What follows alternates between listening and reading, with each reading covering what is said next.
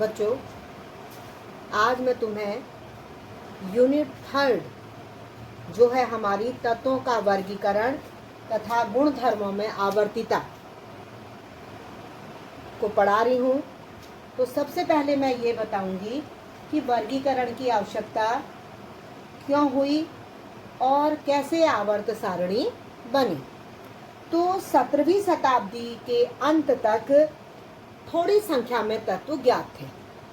तो थोड़ी संख्या में तत्व ज्ञात थे तो उनका अध्ययन सरल था, लेकिन 18वीं और 19वीं शताब्दी में इतने ज़्यादा तत्व ज्ञात हो गए और उनके इतने सारे यौगिक प्राप्त हुए कि उनका अध्ययन करना कठिन होता चला गया। तो कठिन होता चला गया तो वर्गीकरण के प्रयास हुए और अनेक यौगिकों को का अध्ययन करने के लिए उनके बारे में जो जानकारी थी उसको सरल बनाने के लिए एक व्यवस्थित क्रम की आवश्यकता पड़ी। तो व्यवस्थित क्रम की आवश्यकता पड़ी तो यहीं से ही वर्गीकरण का इतिहास प्रारंभ हुआ। तो मैं यहाँ पर ये बताऊंगी कि 18वीं सदी में 17वीं शताब्दी में तो बहुत कम तत्व ज्ञात थे। 18वीं शताब्दी में 1815 में विलियम प्राउस्ट नाम के रसायनज्ञ हुए। उन्होंने क्या दिया? एकक सिद्धांत दिया। इसके बाद 1817 में डोबी राइनर, सबसे पहले विलियम प्राउस्ट आए। विलियम प्राउस्ट ये आए 1815 में। इन्होंने एकक सिद्धांत दिया, तत्वों के बारे में एकक सिद्धांत दिया। फिर उसके बाद आए डोबे राइनर। डोबे राइनर आए तो ये जो डोबे राइनर थे ये 1817 में आए। तो इन्होंने त्रिक के बारे में जानकारी दी। त्रिक माने तत्वों का, 3 तत्वों का समूह, इसके बारे में जानकारी दी और इनका अध्ययन कैसे किया जाए। उसके बाद 1854 में फिर उसके बाद अगले वैज्ञानिक आए 1854 ईस्वी में। तो वो वैज्ञानिक कौन थे? वो थे यहाँ पर क्रुक्स।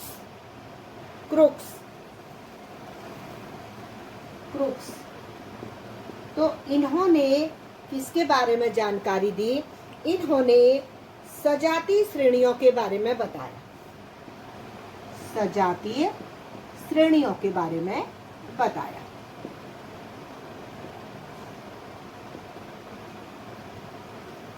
अब इसके बाद अन्य वैज्ञानिक आए जिनमें कि न्यूलैंड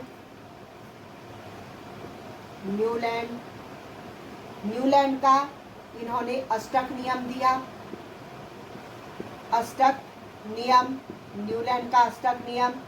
और न्यूलैंड के साथ ही फिर जो न्यूलैंड का जो अष्टक नियम था ये था 1869 में। इसी समय जो अन्य वैज्ञानिक आए वो थे दिमित्री मेंडेलीव।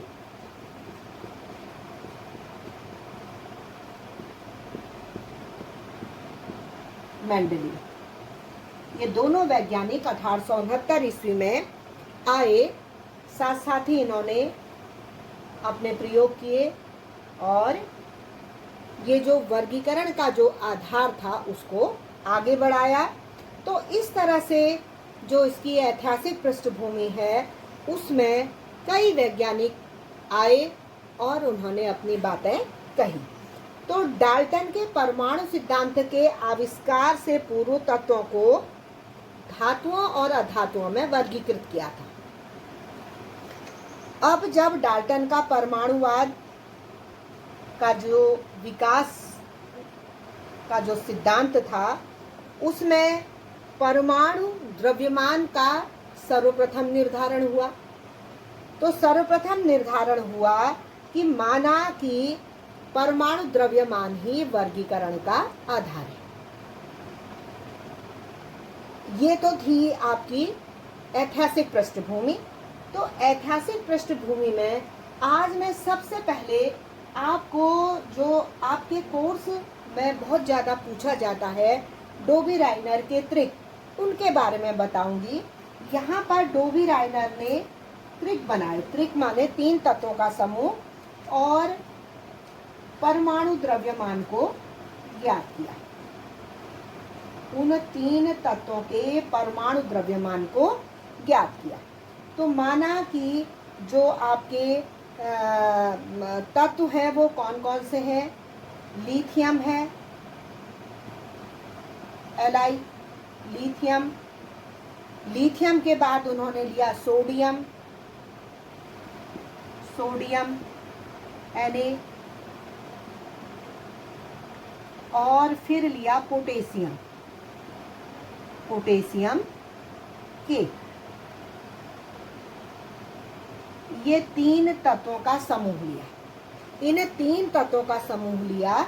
तो अब जो लिथियम का परमाणु द्रव्यमान है वो है 7, सोडियम का सभी लोग जानते हैं 11 और पोटेशियम का 19।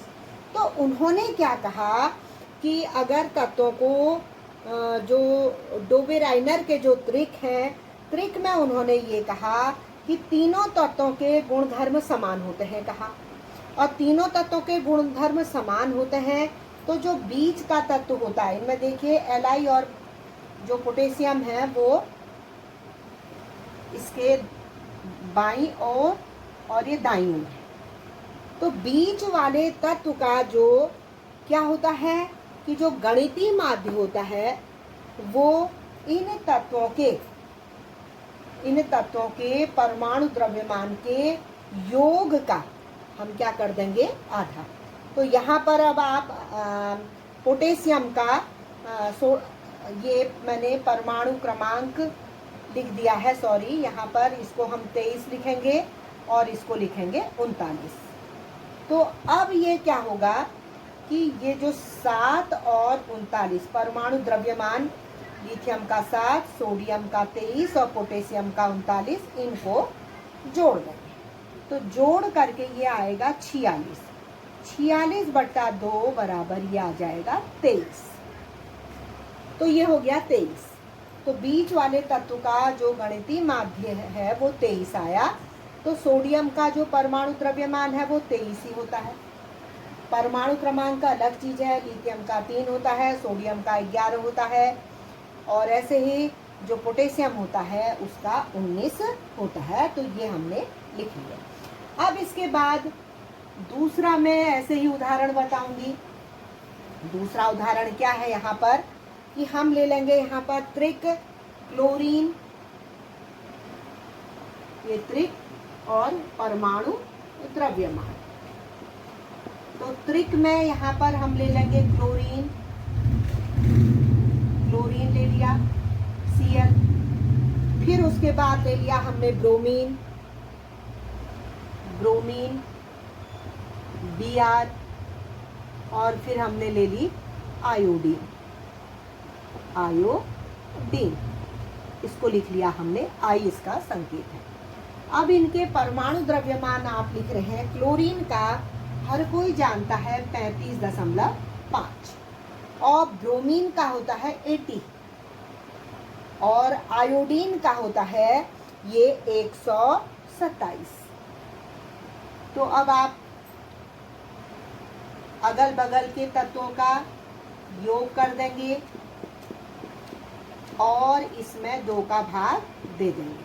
तो आप 127 में 35.5 को जोड़िए, ये आया 7 12 और 3 2 5 और 1 6, ये इतना आया।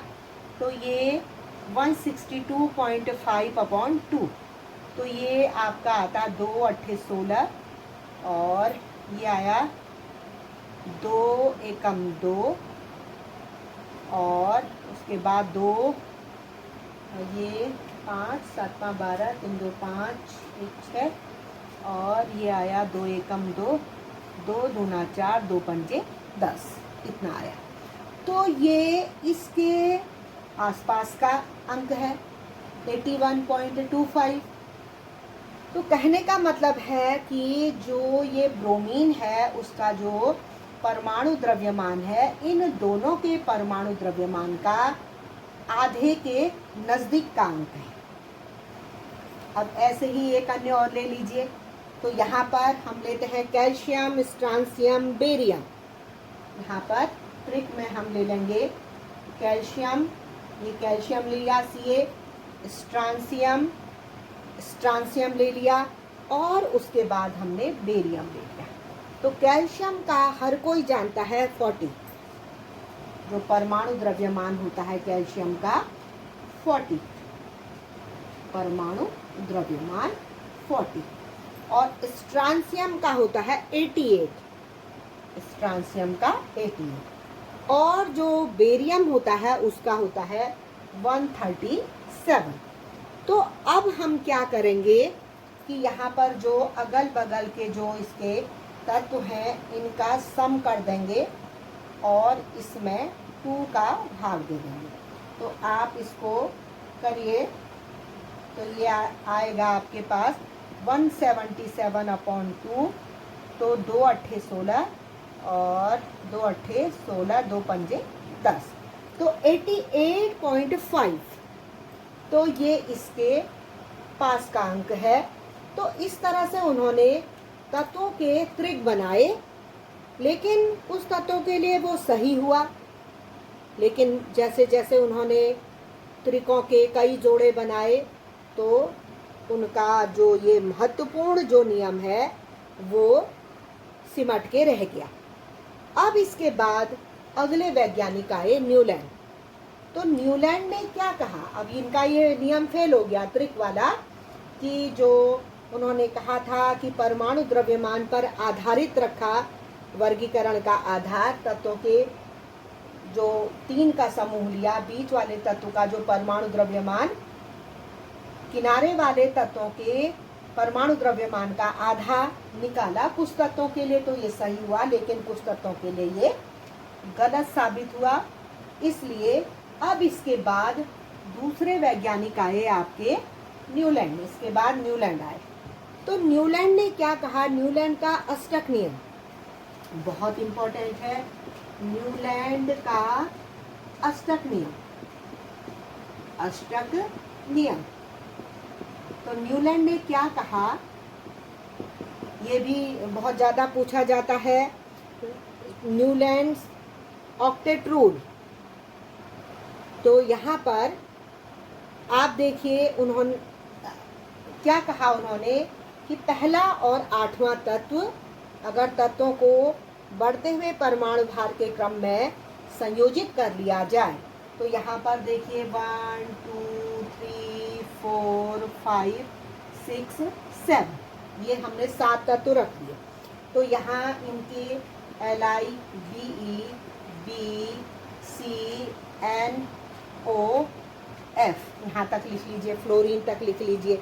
फिर उसके बाद 8 9 10 11 12 13 14, फिर लिखिए फ्लोरीन के बाद यहाँ पर लिख दीजिए सोडियम, सोडियम के बाद NaMgAl, NaMgAl, Al के बाद आप लिखेंगे SiPsCl।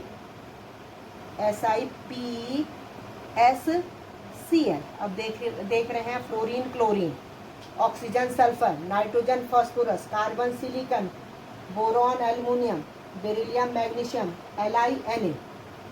तो इस तरह से उन्होंने संयोजित किया। अब यहाँ 15 और 16 भी डाल दीजिए। 15 किसका होता है, ये सभी यहाँ पर 15वें में यहाँ पर आपने K लिख दिया और 16 में आपने लिख दिया Ca। तो LiNaK, BeMgCl, BeMg, और यहाँ पर आया आपका Ca। तो देखेंगे यहाँ पर